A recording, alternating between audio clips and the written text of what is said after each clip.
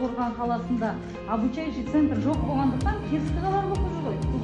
Тупсу ауданына барып. Сол енді цехтың на фоне цеха мы хотим открыть, да, учебный центр, чтобы наши швеи сами обучали. Осыларды ашып алсақ болды деген. Сонымен қайырымдылықпен жұмыс істеп жүріп, осы цехты ашайық деп ойландық қой енді. Цехты аштық. Енді біздің цехты біздің қыздарына көтеріп. Басқа жақтан барып оқығанша, почему бы нет? У нас цех есть, машинки есть, кабинет бар оқытатын. Теория жасайтын адамдар бар.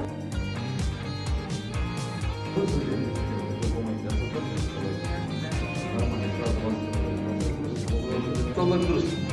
Осы алған беттерден қалмаңыздар деп қазақша айтады. Саймауға тырысамыз ғой. Біздің Азамат қоғамдық қор үшін бүгін ақтүйін қардың жабылғаны өте қуанышты күн.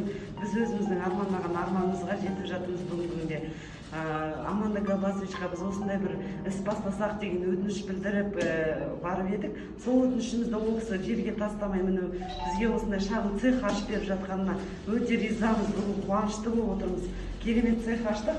Біздің цехта міне 20-30 адамға дейін біз жұмыспен көп балалы аз қамтылған аналарды жұмыспен қамтып бастадық. Жұмысқа кірісіп кетті біздің қыздар уже. Алғысымызды айтайық деп